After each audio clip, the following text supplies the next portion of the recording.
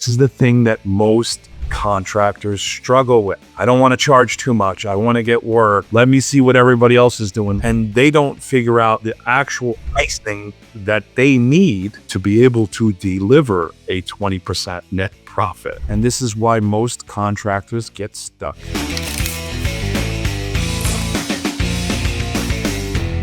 Hello, and welcome back to another episode of the Build to Win podcast. I am your co-host, Jonathan Weinberg, and I'm here as always with my other co-host, John Kolbaska. John, we just got back from Accelerate Live, and it was some really interesting takeaways. First, I thought the energy was great, and it was a huge turnout. I think this is definitely the biggest Accelerate yet that we've been to. This year, I think they had over 600 people. The production, the topics, the speakers. It's incredible to see how much that event has grown, right? Yeah, they switched up the speakers this year, right? I mean, they've had a lot of the similar speakers year after year. I mean, different topics and things changed, and the ideas changed and things like that. But it was a brand new lineup of speakers this time around too, which was I think really interesting. Brian Kay and the team over there at the Wealthy Contractor, they keep getting better and better every single year. I recommend to our users, if you haven't been to any of these events like this, that you go, because what it does is it creates clarity, right? And clarity is very important in business. So certain stages, you'll know some of the stuff that they're talking about, right? Like you'll know it, but like everybody else, when you're running your business day to day, you're stuck on an island, you get busy being busy, working on other things. Really helps you to understand, oh, wow, you know what? That does work. I do need to prioritize this. It opens your mind to what's possible and what other people have done. We were in 2019. I mean, at the time, I'll say we, because you were working with me, we were a $1.2 million business.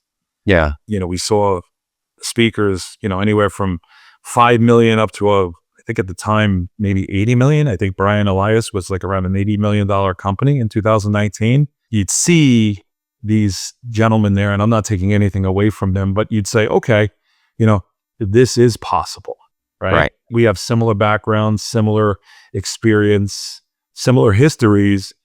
If they can do it, I can do it, right? Just get you off your island, get you in a room with a bunch of people that, share the same struggles and the same stories, and you network, you meet new people. And you take a few lessons away from talking to these. I mean, you get the opportunity to network with some of these folks, and you learn from them up on stage, and all the speakers up on stage. You take a few of those lessons away, and you start working your way to emulating as much as possible. 2019, I heard John Anglis speak about implementing a 10-step selling system.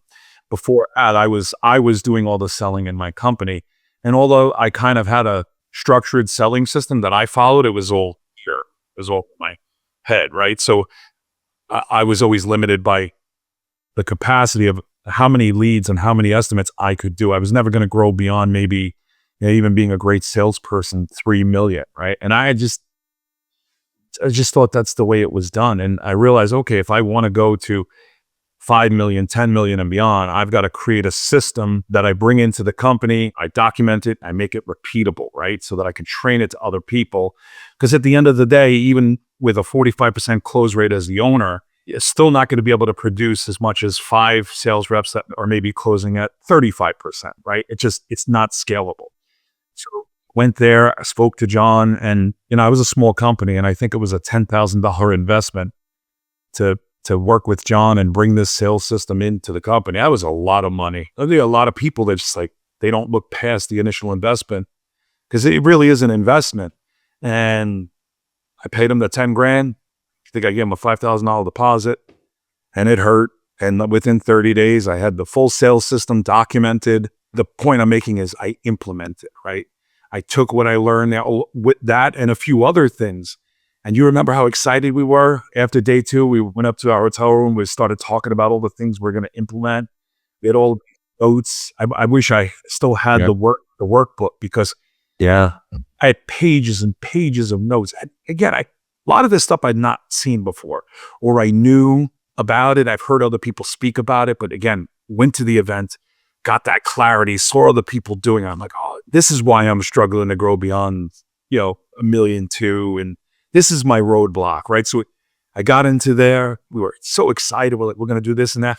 I wish I could show the book, because all those notes back in 2019, you look at today, it's all been implemented, right? Every single thing on there, a personal business, it's all been done. The reason I'm bringing that up is a lot of people go to these events. They go, they listen, they take notes, but very few actually go back and implement. He said it's actually 2%. And that's such a shame. I guess it's because they just go back to the business, get busy being busy. Only 2%? It's hard, right? It's hard to find the time to sit down and think strategically about your business when you go back. Yeah, I mean, you're in the business. I mean, you're dealing with the fires every day, right? There's not a lot of time to just turn everything off and step back and think. I still deal with this, a lot now. Yeah, you have to train yourself. But it's 2019, it was you and me. You were handling the admin side of the office, right? But I was handling everything else. I was still doing the marketing. I was still doing the selling. I was still running the appointments. I had installers that I was still scheduling and ordering the materials, scheduling the jobs, going to the job sites, walking the job sites, meeting my customers, talking to the guys, making sure that they were following our standards, right? And again, that was undocumented. And that's one of the other things in 2019 that created our 64-point installation, thermal break 64-point installation checklist, that we were doing those things. Now I documented it and I gave it to the installers and said, we're doing a lot of these things, but this is the plan, right? So this is what we're going to do every single time. And then I was able to train them on that, but I was there, right? So it was just, I get it. You get busy being busy, and it's hard to take the time to take those things that you've learned at these events and actually implement them, right? And that's 2%, because look, most people don't like to sit around and think about their business. It's hard. People don't like to do hard things, right? I'll tell you this, if you always do what's easy, life will be hard, right? You get to make this decision. If you do what's hard, suddenly life starts to get a hell of a lot easier, right? So unfortunately, 98% of people, Brian Kay has said this, they take the easy path. Only 2% take the hard path. They go back to the business. They run their business. But then guess what? At night, what I did, I'd get home at 6 o'clock at night. I buried myself. At the time, I didn't even have a home office. Probably went to the basement on a folding table. And I just... You had that computer sitting on the kitchen counter there. I remember that. Right. It's a computer on... Yeah, exactly. So that's right. Thank you for reminding me. When my family would go to bed, and kids, and young children at the time, they would go to bed. My wife would go to bed 9 o'clock till midnight. That's when I was sitting down, complete silence, no distractions. And I was able to think these things through, and I implemented them, right? And we implemented those things within 3 months. It was the sales system. That's the first thing we started with was changing our prices and then justifying it with a sales system. Yep.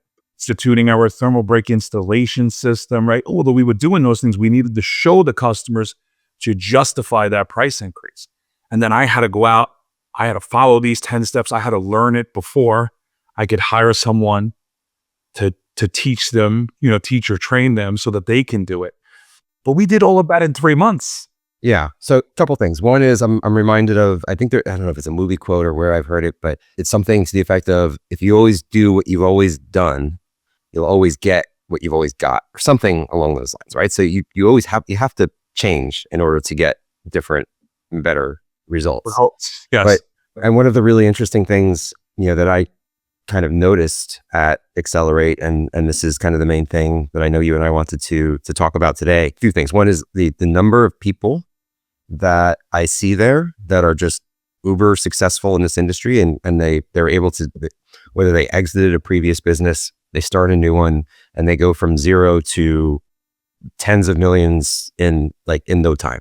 Brian Gottlieb and Vince Nardo were up on stage during the Accelerate event, and they did a whiteboarding session, and I heard a lot of great feedback from a lot of people there about the session that they did, where they were just basically whiteboarding how do you go from whether it was 0 to 1 million or 0 to 5 million, with straight away, basically, right? Zero to 1 million in net profit. So it wasn't 0 to 1 million in net profit. So that's so you're talking about a $5 million business, pretty much. 5 in terms to of top line. $7 million on top line. Yeah. Yeah. and how you can do that at 2 to 3 years, 24 to 36 months. There are people in this industry that have the playbook, and if they, they've done it already, and if they were to go and do it again and just start from scratch, that they would, 5 million in 2 to 3 years would be nothing, right? It would be probably a lot more than that for some of these guys that, in 2 to 3 years growing a business to 5, 10, way more than that in terms of top line, and, dropping 20% to the bottom line or something, 15 to 20%.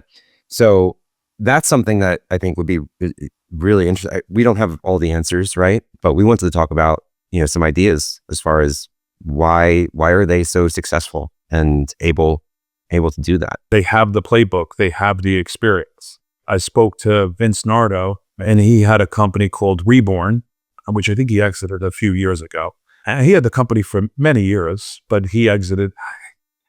I know he built the company somewhere around the $150 million mark. He's said that openly, so I can share that. Retired for a few years, and he talks about this. He just opened another company, a nationwide company. I'm not exactly sure what they do. And he's in multiple markets around the country. Just opened up multiple markets around the country. I don't know if we probably don't want to talk about like what they're doing already in terms of revenue, if we know that number. But you mentioned 3 to 5 million in a couple of years. Mm-hmm.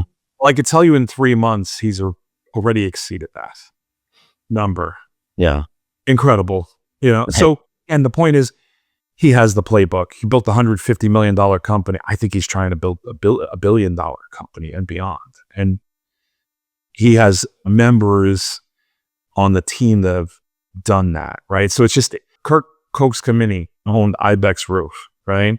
Kirk sold Ibex Roof, I think, 4 months ago. I believe he had a $27 million company there. That was in Washington State. He's now opening up a bath company in Denver. And he's already got a pretty decent sized sales team built out. He's got a marketing team. And today, February 13th, is his first home show in the Denver market. Mm. And he's got plans to grow to that $27 million mark in a completely different space. He's planning to grow that to $27 million in 2 or 3 years. But he has the playbook. Yeah.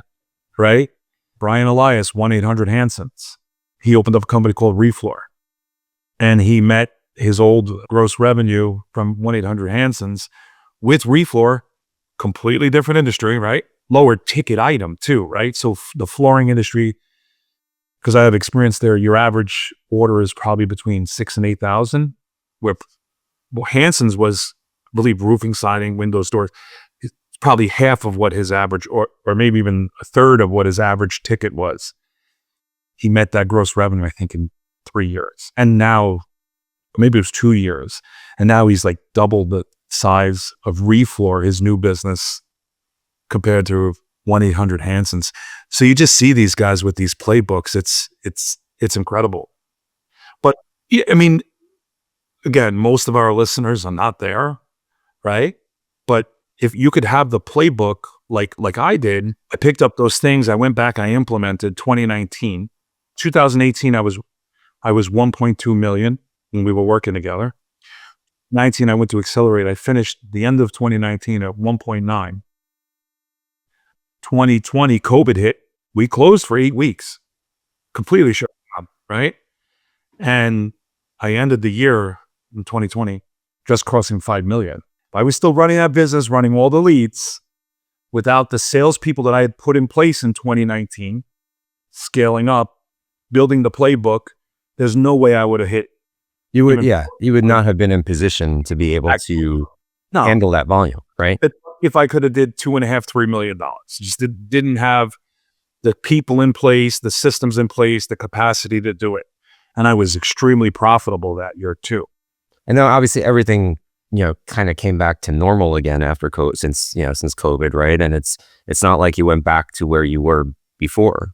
You've continued to grow. I mean, you're basically 10x from where you were when you attended the first Accelerate. Oh yeah, 10x. Yeah, I mean, every year we grow. I think that 1 year, I mean, what is that? 1.9 to 5. That's 150%. Is it? Oh, it's like from going from 2 to 5, like 2 to 4 would be 100%. So 2 to 5, 150. Okay, 1.5. Yeah, 1.5 times. That's Well, it's 2.5 times 150%. Yeah. Or 2.5 times 150%. That's why you're the tech guy. You're better with math than I am. I have to use a calculator. But Yeah, sometimes I can't calculate it when I'm under pressure. I can't. I can calculate a tip. I can't add the tip onto the bill. I know the important formula is to be able to figure out pricing and stuff like that. So, but after that, we've consistently grown 20, 30% every single year. So it's not like, like I would say the COVID bump probably ended 2024, early 2024. Things kind of went back to normal. 2025 was a challenging year with the tariffs and the political climate and stuff like that. We still grew. We continue to grow. So it's not like we went back to 1.9. I had to lay everybody off. I forgot how to, I got lucky, right? It's built this business. Now, Brian Elias and Brian Gottlieb and Vince Nardo and even Kirk Kokskamini and our old guest there, Josh Blickley, they've got a better playbook than I do, right? They're further along on their journey. They have that playbook, right? They're further along in their journey, but it's repeatable. That's what's most important. Yeah, right. It's certainly possible to build a business like Brian Gottlieb and Vince Nardo laid out from 0 to 5 million top line with a 20% $1 million net, which can significantly change our users' lives. I can't tell you what it's like. I've been poor before, and I've been rich, and the rich is better. I can tell you that, right? $1 million is a significant amount of money. It's life changing. You do that for a few years consistently, you could change your life, your kids' life, your grandkids' lives. You can set yourself up for the rest of your life, especially if you're younger. And I saw a lot of younger kids at Accelerate this year. Now it's early 30s, right? Yeah. So 2019, I would say the average age there was probably 40s and 50s. I think at the time I was probably 40. It was 8 years ago. I'm 48 now. I was one of the younger guys. Yeah. Right? A lot of 50, 60-year-olds. I've seen a lot of late 20-year-olds, early 30-year-olds coming to Accelerate. I work with a couple of folks in their, in their 20s, sometimes even their early 20s, and they're just absolutely crushing it. Yeah. So it's happening. And I did this shit wrong for 40 years. I wish I would have learned it 10 years sooner. But regardless, I've learned, and I've made some really good money the last couple of years. But just to see a 20-year-old or even an early 30-year-old figure this shit out and have 20, 30 years to be able to make that kind of money, it's incredible. You were talking about it before we hit record and started to talk about it, some of the processes and different things like that.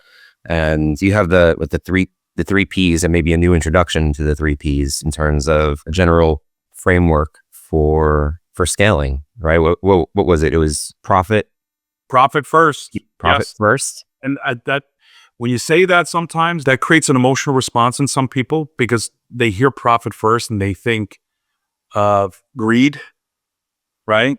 And really what that is that's a negative mindset, right? Your business exists to make a profit. If this is what you're going to do to support your family and the lives of your employees, right, and the vendors, you need to be profitable. You're also doing a great service for the economy and for your customers, right? I mean, this is you're providing a valued, needed service, and if you can do it reliably and you can do it by providing value, that's important too. We're providing a premium service with premium products. And if you're not profitable, there's no way that you can ever continue. You can't do it. This is the thing that most contractors struggle with is, I don't want to charge too much. I want to get work. I'm going to overprice myself out of the market, stuff like that, right? Let me see what everybody else is doing. Let me try to fall in line. And what they do is they create pricing wrapped around what Billy Joe down the street is doing, and the showroom down there, and the renewal by Anderson. And they don't figure out the actual pricing that they need to charge, right? The price that they need to charge to be able to deliver a 20% net profit in their business. Everybody has different expenses. Everybody has different levels of service and expenses. The guy in a pickup truck, and no offense, because I'm sure some of them listen, they're trying to get out. They don't have the heavy admin cost that a business like mine does. So they can charge less, right? Doesn't mean that everybody needs to. A premium price is different for everybody, right? Charging what you need to be able to make profit is different. And as you scale, that price goes up. So like I see it in the industry. Like, can you believe renewal charged $3,000 a window? And 10 years ago, and I was charging $700. Do you know why I was charging $700? I was told the people around me were charging $700. Do you know what my net profit was? I mean, I was lucky if I was making $100,000 a year, and I was busy just being busy. I haven't figured this lesson out. And by the way, just to clarify, right, that profit the net profit, that's after your salary. So Yeah. you just that's not what's left over for you, and that's your salary. That's after your You salary. have to Just pay clarify. yourself a salary. You have to be able to pay yourself a good salary. Like there's people, and I did it. I've done it. I'll just take what's left over. I'll write distribution check to myself whenever. That wasn't even really scheduled. I'll pull 50,000 out here and there. No salary. I was running a lot of my personal expenses through the business. I was paying the mortgage. I was paying the cars. Guess what? The IRS and the state, they don't like that shit. Not in this business, in previous businesses, right? Again, if you're running your business, you should be paying yourself at least like a general manager based on the revenue of your company. So if your business is $1 million business, what do other general managers get paid, right? And then as you start to scale, you're wearing the other hats. You're the marketing manager, the sales manager. You better start adding on those salaries too to your salary, because you got to create that expense so that you can raise your prices in accordance with that, because these are things that you need to do. You're going to need to hire a marketing manager. Doesn't have to be a director, but you might need to get a digital marketing manager. Well, in some markets they make $50,000 a year. In some markets they make over 100.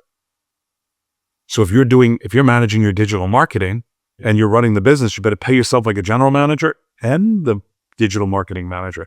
Now, if you're running your sales all by yourself, well, guess what? You're also the sales manager too. Sales And manager. you should be getting a commission for And all his the job sales. you sell, you better be paying yourself a commission, right?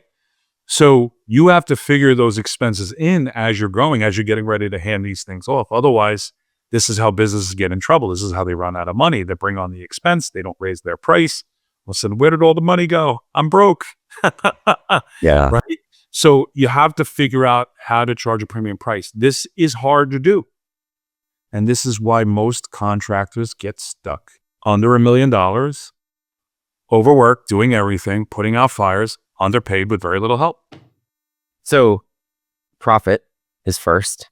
What's next? What's the second P? So again, this may be controversial, but I think the next thing is people. A lot of people like to put the next P, processes, before that. Some people even start with processes, right? That's great. I've seen terrible businesses with great processes. I've seen it. I've seen great businesses with very little process. I like to say, create the profit so you can hire good quality people. And as long as you have disciplines in place, right? Disciplines. Like, we are a in-house W-2 only installation company. We do not hire subcontracted labor. That's what we do. Lots of other companies do. We get paid on every single job the moment it's complete, right? So we take a 50% deposit on all of our jobs, and we get paid the last half, the 50%, the moment we finish the job. That's a discipline, right? You create those disciplines within the business. Speed to lead is sacred, right? So when you get a lead, comes in, you call it within less than a minute so that you can get the customer on the phone, you can book. There's disciplines that you put in place. You hire those people, you give them your disciplines, you hire good people. This is what we stand for. This is our disciplines in the business. We do not deviate from these. These are non-negotiables, and they will create the processes around that. I've seen, Jonathan, $20 to $30 billion companies that have no processes. but they have profit, they have great people, and they have disciplines. I'm making some notes because I think those disciplines we can get into specific episodes on each of those, right? I think that's actually a big great thing for us to dive into going forward in We can future talk, episodes. But we can kind of give like my disciplines, your disciplines, but every business is going to have different disciplines. yeah, and then but to your point about process before people, right? Is a lot of time you're putting a process in place for the people, right? When you're if it's, for example, it's just yourself, you don't need a lot of process because it can live up in your head. If you're going to go beyond yourself, you need to bring in people and start to build those processes. But to build those processes before you even got anybody in place, you're wasting your time. That's another place where newer contractors get stuck. They think, oh, I'm going to create all these wonderful processes, and then I'm going to just hire a bunch of misfits, these people that may not be the best of the best. I'm going to take these processes and we're going to deliver a wonderful experience to our customers. And they quickly find out that's not the case, right? There's two stages in the business. That 0 to 5 is really figuring out how to market and sell your company. But again, there's disciplines there. There's people there to do that for you. But then it's people. It's recruiting, hiring, training, retaining, and developing good people that are going to take your business to the next level. You see that in Brian Gottlieb, Tundraland, right? I met his whole executive team. Director of sales, director of marketing, even down to the call center manager. These people were all hired in lower level positions and developed by him. His sales manager, I believe, was a salesman in the company. His marketing director, I believe, started in the call center. He took good people, right? Showed them the disciplines. They created the processes and they developed. And that's what took his company to 100 million and beyond. It's people. It's so important. And I'm still trying to figure that out right now. That's kind of where I'm kind of stuck. Right. Like I'm starting to learn by making the wrong hires. Oh, I won't do that again. But that's part of the process. And then for you, right? I mean, if you were going to start over again right now, you think you can get back to where you are in probably a couple of years, right? And you're figuring out through some of the lessons and some of the mistakes. I mean, you're avoiding a lot of the mistakes by learning from those who have done it before. But there's always going to be mistakes. You're still going to make mistakes along the way, and you have to learn some of these things along the way, right? But you're going to get to 20 million. You're going to get to 30 million, and then you'll know what to do, right? The next time around, if like you were going to do it again, you get back to that 20 million or 30 million mark pretty quick, just like you're talking about Kirk doing that, with the bathrooms. Kirk realized, and Brian, and all, when they start a new business, they know the profit lesson. They know what to charge. They know how to figure out their all-in labor costs, their all-in material costs, and then apply the proper multiplier to it to have their retail pricing and the discounting structure to have the par pricing. They know how to set all of those things into place so that when they bring salespeople in, they're profitable. They know how to market and sell. You just don't forget that. They immediately start with people. So you see them recruiting people within the industry with experience. You see them recruiting good people. And that's how you see them grow from 0 to 70, 100 in 3 years. So they got great people out. And guess what? Very little process. They've built the process before, and they, after having the people, and they're bringing some of it, right? Be any documents over if they sold the private equity. But the point I'm making is it's still going to take them time. Now they should be taking it out of their head because they shouldn't have any. They know what process to build, right? They know what kind of process to build. That still lasts. I'm telling you, it's profit. They know how to set up the business to be profitable. They have their disciplines. Like that's some of them 10, 20, 30 disciplines. And they just hire the people that pretty much have the same disciplines. And then it's go. And they turn on the marketing machine. They turn on the sales machine. The production guy that they've recruited has tons of contacts within it. It just starts feeding one another. And you just see them scale. 3 months. Yeah. Vince Nardo in 3 months, he's done more revenue than what he was showing out there. It's incredible. Yeah. And then to see them do it in different markets. different markets, different industries, different products. I said to Kurt, "You must really love this thing." He goes, I like the taste of blood in my mouth." And I laughed. I said, but the point I'm making is he knows exactly what to do. And Kirk is young. I think he's 38, 39, 40 years old. So I know he wants to do this at least one more time, but he could possibly do it 2 or 3 more times. Mm-hmm. He's going to be a very wealthy man. But you build generational wealth, life-changing wealth in this business. Yeah, hopefully we can help with imparting some wisdom and lessons to the folks that are listening. Start with profit. Design what it is that you need to do. And it's easier to do when you're a smaller company because you have less expenses. It's easy to get a 20 to 30% net. It's easy to do. You don't have the heavy admin costs, the fixed expenses. It's really more or less about labor and material and pricing it correctly and having a bunch of margin on the bottom. It doesn't make you greedy. If you want to grow and you want to change your life, your family's lives, your employees, if this is your goal, you need to do that. If you like building things and you just want to have a modest lifestyle, fine. I mean, there's nothing to feel bad about, nothing to feel guilty about. This is the American dream. My grandfather was a window and door installer. My father, and they were tradesmen. They were craftsmen. They lived a decent lifestyle, the average middle class American lifestyle, and it was good for them. It was good. I wanted more. I wanted to be able to do more for my family, my children, and their children. It's what drives me. And it's okay. It's not for everybody, and that's okay too, right? And not everybody wants to push it that far, and they just want to go to work every day and make a buck and go home. A lot of the owners, they come out of the production department and they may be getting paid well. They're an installer, and they may be getting 30, 40, 50 bucks an hour depending on the market they're in. And they say, if I did this for myself, I could make double the hourly rate that I am. And they start there and they just love doing the thing. They just love building the thing. And that's okay, right?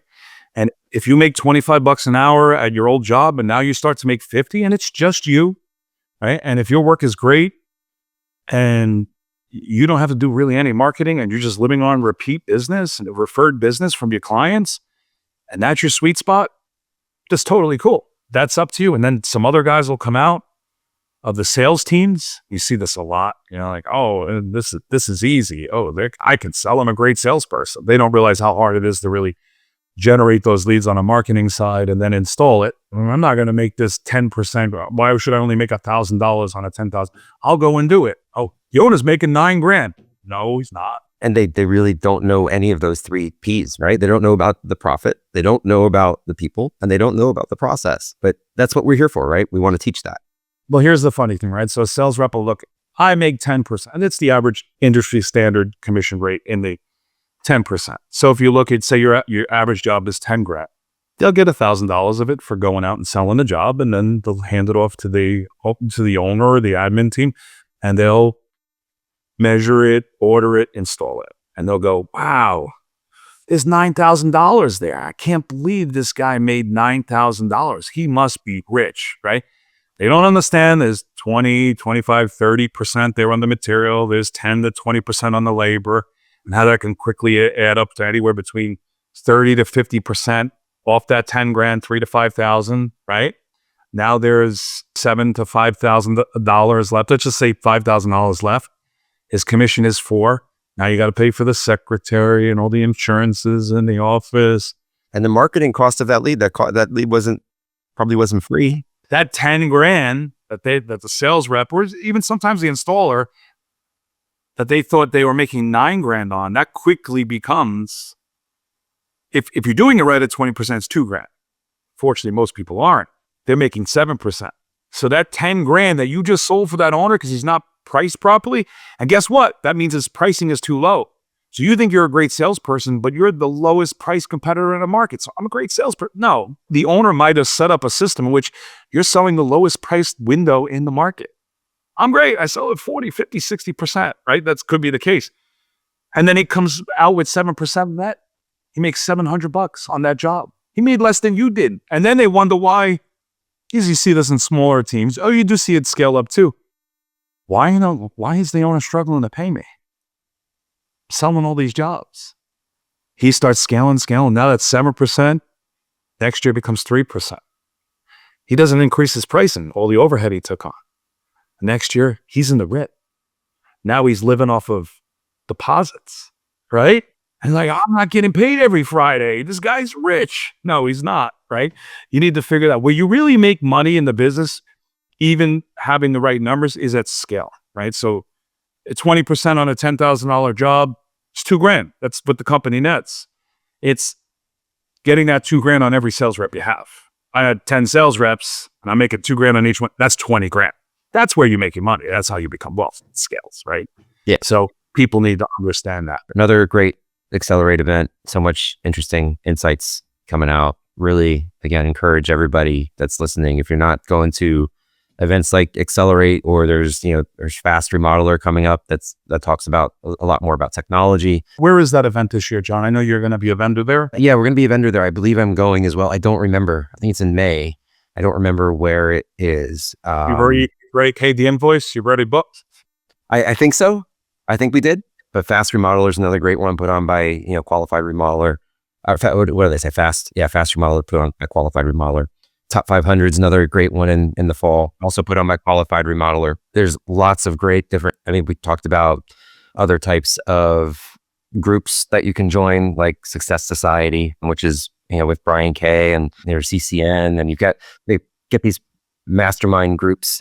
Lots of resources. Is a mastermind group. Success Society is a mastermind group. Yep. Lots of great resources and education out there for folks to learn from and avoid mistakes and hopefully achieve some of the things that we're talking about and that we're witnessing. Brian says it all the time, right? Success leaves clues, right? So you see it here on the podcast, other podcasts, you see it at the events. The reason that we are doing this is so that hopefully I can inspire other people and to help them avoid the mistakes that I made for the first 40 years of my life. And genuinely, I really want that for our listeners. And you'll find that everybody on stage, they want the same things. They're paying it forward, right? If you're not going to these events, you really are missing out, because they're leaving clues. They're giving you the shortcuts.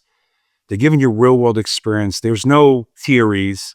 So we get up there, we tell you exactly what we did. And if you just copy, like these other guys that grow from 0 to 70 or 100 in 3 years, they're just copying what they did. And people they're telling you what they did so that you can copy it. They want you to, right? Yeah, they want right? you to. And guess what? You should talk to them. You're going to find it.